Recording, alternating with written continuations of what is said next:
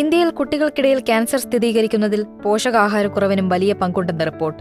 കഡിൽസ് foundation നടത്തിയ food heels report 2024 ഇത് വിശദമാക്കുന്നത്. 14 സംസ്ഥാനങ്ങളിൽ നിന്നായി 40 ആശുപത്രികളെ കേന്ദ്രീകരിച്ച് നടത്തിയ പഠനത്തിനൊടുവിലാണ് ഇക്കാര്യം വ്യക്തമായത്. പോഷകാഹാരക്കുറവ് കുട്ടികൾക്ക് എത്രത്തോളം ആരോഗ്യ പ്രശ്നങ്ങൾ ഉണ്ടാക്കുന്നുവെന്നും ക്യാൻസർ സ്ഥിരീകരിക്കുന്ന കുട്ടികളിലേറെയും പോഷകാഹാരക്കുറവ് ഉള്ളവരാണെന്നും പഠനത്തിൽ പറയുന്നു.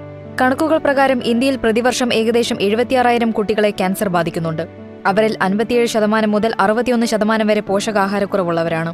കുട്ടികളിലെ പോഷകാഹാരക്കുറവ് ക്യാൻസർ ചികിത്സയും സാരമായി ബാധിക്കുന്നുണ്ട്.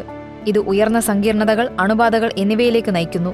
ഈ പ്രശ്നം പരിഹരിക്കാൻ അടിയന്തര ഇടപെടൽ നടത്തേണ്ടതുണ്ടെന്ന് കഡിൽസ് ഫൗണ്ടേഷൻ CEO പുനർത്തോ ദത്താപാൽ പറയുന്നു.